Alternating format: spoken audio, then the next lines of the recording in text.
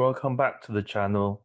Before we start, make sure to subscribe and join as a member to access deeper, exclusive ServiceNow training content. And if you find value in today's video, you can also show support through a super thanks right below. Now, let's talk about why change dashboards matter. In any enterprise, change is constant. For example, like new deployments, fixes, upgrades, and without visibility, change management becomes risky.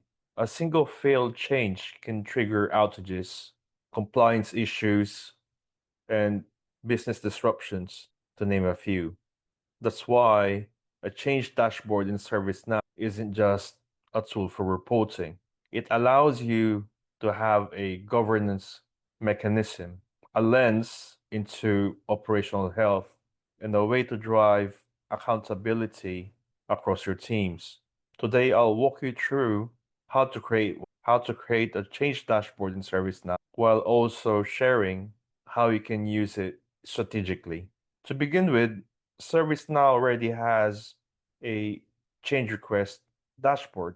And on the top left, for those of you who are new to ServiceNow, this is the application menu where you can navigate and type in the keyword change. And as you navigate down and click overview under the change module, you will be able to see and view the content on the right, which is the change dashboard. As you click this overview, this opens the out-of-the-box change dashboard. And at this stage, think of this view as your command center. And this view is not just for IT. The dashboard can also be utilized by leadership to use it to monitor governance, risk, and compliance around change. At the top left, you will see filters for assignment group, priority type, and model. As you navigate back to the left, filtering by assignment group helps you understand which teams are overloaded or driving the most change, while priority filtering tells you whether your teams are constantly working in a firefighting mode with high priority changes or whether you're able to plan and execute the standard ones. The change type is a direct indicator of your maturity. Mature organizations rely more on standardized, low-risk changes, while immature ones have too many emergencies. If you're finding this helpful, don't forget to like this video and consider clicking super thanks if you want to support the channel and future tutorials. And as we navigate down to the dashboard, it breaks down into key performance indicators like open and close by priority, emergency changes over time, mean time to solve changes, percentage of successful versus failed changes, and so on. So here's a consultative lens. Each KPI or report widget that you see gives you a full visibility if you're doing poor planning, weak testing and validation, and you're having a governance and risk issue. So as a leader, you can utilize these insights to drive behavior, set standards, and push toward a more proactive, automated model.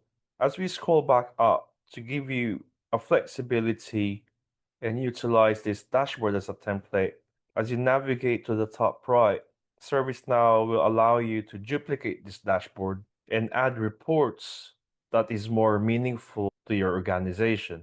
And this is how you create and customize a change dashboard in ServiceNow. But more importantly, as you create a more meaningful change management dashboard specific to your organization, this will allow you to leverage and governance, risk reduction, and operational excellence. Now, as you navigate to create new dashboard, it will allow you to create a dashboard as a fresh start. And if you watch the end of this screen, at the end of this video, you will be able to see a step-by-step guide on how to create a new dashboard in ServiceNow. If you enjoyed this session, make sure to subscribe for more thought leadership content.